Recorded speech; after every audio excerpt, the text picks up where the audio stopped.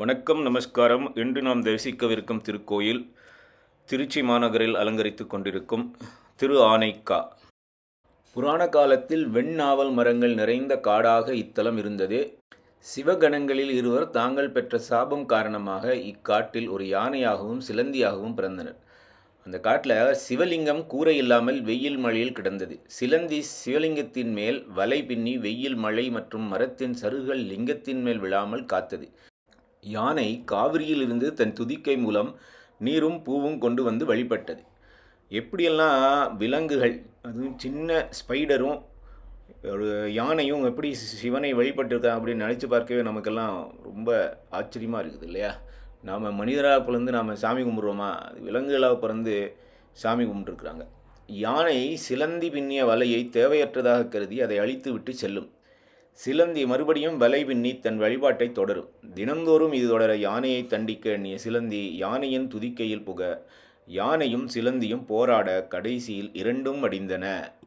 இவைகளின் சிவபக்தியை மெச்சி சிவபெருமான் யானையை சிவகணங்களுக்கு தலைவனாக ஆக்கினார். சிலந்தி மறுபிறப்பில் கோச்செங்கட் சோழன் என்ற அரசனாக பிறந்தது. பூர்வ ஜன்ம வாசனையால் கோச்செங்கட் சோழன் யானை ஏற முடியாதபடி குறுக்கலான படிகளை கொண்ட கட்டுமலை மீது சிவலிங்கம் ஸ்தாபித்து 70 கோவில்கள் கட்டினான். அவை யாவும் மாடக் கோயில்கள் என்று அழைக்கப்படுகின்றன. கோச்செங்கட் சோழன் கட்டிய முதல் மாடக் கோயில் திருவானைக்கா ஜம்புகேஸ்வரர் ஆலயமாகும். அதைத்தான் இப்போது நாம் தரிசித்து கொண்டிருக்கிறோம்.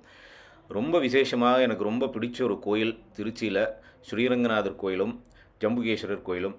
ஒரு மேசிவ் கிரனைட் ஒர்க் இந்த கோயிலில் பண்ணியிருக்கிறாங்க ராஜாக்கள்.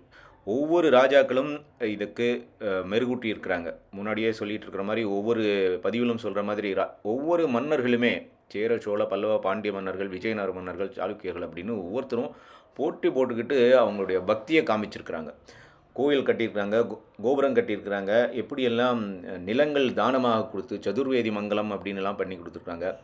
இந்த கோயிலில் ரொம்ப எனக்கு பிடிச்சது என்னென்னா அந்த massive granite work. How many tons of granite இதில் யூஸ் பண்ணிப்பாங்க தெரியாது. அதி அற்புதமான சிற்பங்கள் எல்லாம் இருக்குது.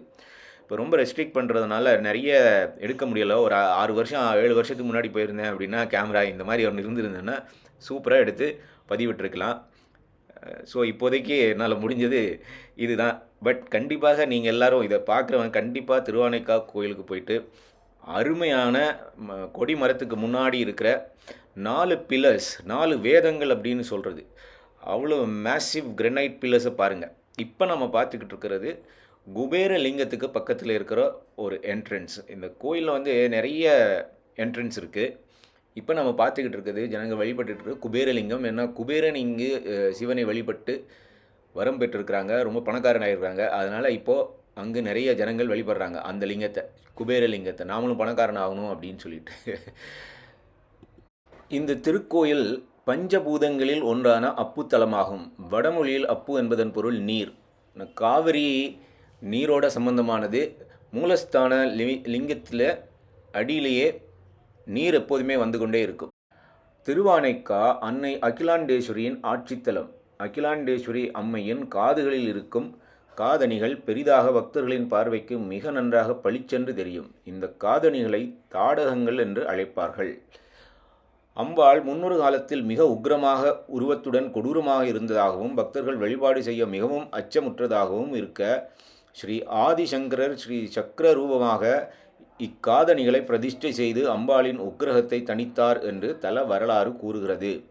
அன்னையின் உக்கிரகத்தை தணிப்பதற்காக முன்புறம் விநாயகரையும், அந்த விநாயகர் ரொம்ப பெரிய விநாயகராக இருப்பார், அம்பாள் சன்னதிக்கு எய்த்த போல் கொடிமரத்துக்கு முன்னால் சைடில் நின்று பார்த்தீங்கன்னா ஆதிசங்கருடைய பிம்பமும் அங்கே வச்சுருக்குறாங்க.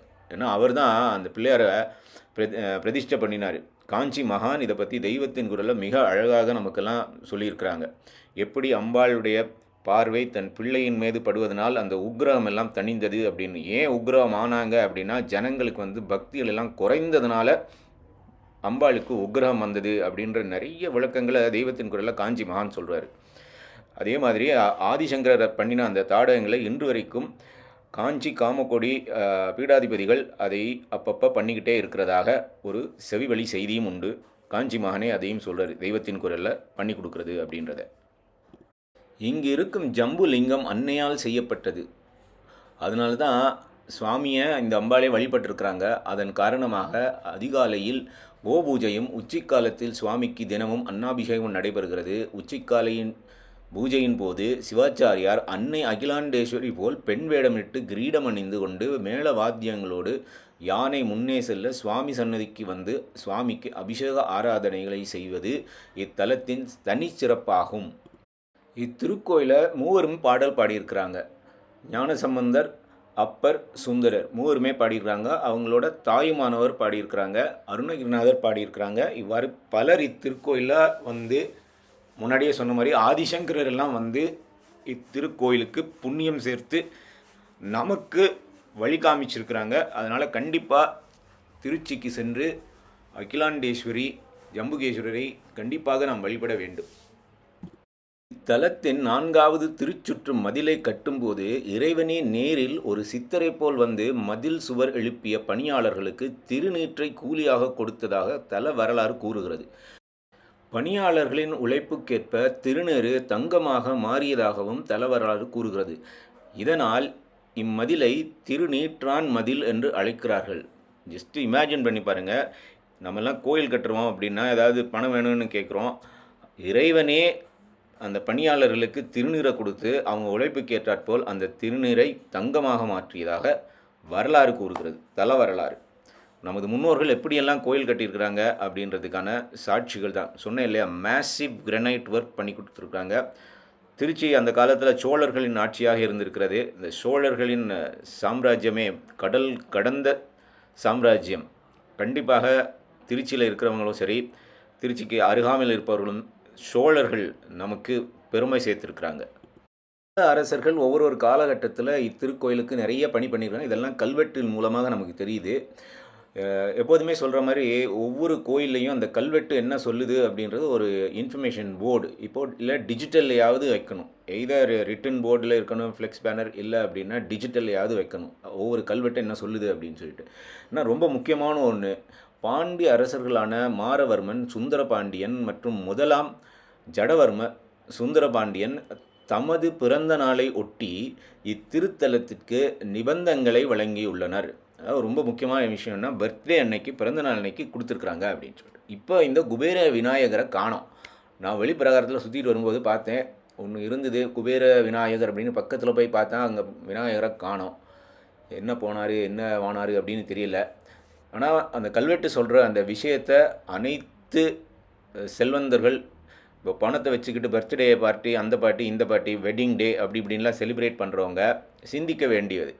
மன்னர் ஆட்சி காலத்தில் மன்னர்கள் நமக்கு வழி காமிச்சிருக்கிறாங்க. அவங்க பர்த்டே அன்னைக்கு அவங்க போயிட்டு கோயிலுக்கு என்னெல்லாம் தானம் பண்ணியிருக்கிறாங்க அப்படின்னு சொல்லிட்டு.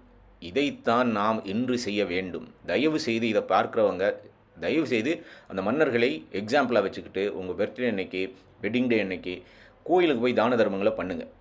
இப்போ நம்ம பார்த்துக்கிட்டு இருக்கிறது சங்கர மடம். சங்கர மடத்தில் அற்புதமாக இருந்தது. அந்த காலத்தில் எப்படியெல்லாம் அமைப்புகள் இருந்தது அப்படின்னு சொல்லிட்டு. வீடுகளில் அந்த விளக்கு வைக்கிறதுக்கு ஒரு ஸ்பேஸ் வச்சுருந்துருக்குறாங்க. நிறைய கோயில்கள் அதை பார்க்க முடிஞ்சது. ஒரு ட்ரையாங்கிள் ஷேப்பில் ஒரு ஹோல் வச்சு அதுள்ள வந்து நாமெல்லாம் விளக்கு வைக்கிறதுக்கு சிறப்பாக இருந்தது. நான் போன டைமில் அப்படி இருந்தது. இப்போ நம்ம பார்த்துக்கிட்டு இருக்குது ஆக்சுவலி முக்கியமான இதுதான் நுழைவாயில், கிழக்கு கோபுரம். ஆனால் ஏதோ காரணத்துக்காக இது முக்கியத்துவம் பெறவில்லை. என்ட்ரன்ஸு பக்கத்துலேயே வீடுகள் எல்லாம் இருக்குது. ஓம் நம சிவாயா.